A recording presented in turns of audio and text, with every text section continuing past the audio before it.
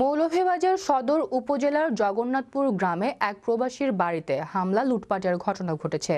এই ঘটনায় গত 17 ফেব্রুয়ারি মডেল থানায় সদর উপজেলার জগন্নাথপুর বাসিন্দা মৃত তৈয়ব মিয়ার ছেলে রাসেল বাদী হয়ে একই এলাকার বেশ কয়েকজনের নাম উল্লেখ করে লিখিত অভিযোগ দায়ের করেন। এ সময় তিনি বলেন, বিবাদীরা মিলে তার বাসার ভিতর থেকে নগদ টাকা সহ স্বর্ণালংকার চুরি করেন। এই ঘটনায় প্রতিপক্ষের হামলায় মৌলভীবাজার টাউন কামিল মাদ্রাসার নবম শ্রেণীর ছাত্র মিনহাজ মিয়ার বাম হাত ভেঙে যায়।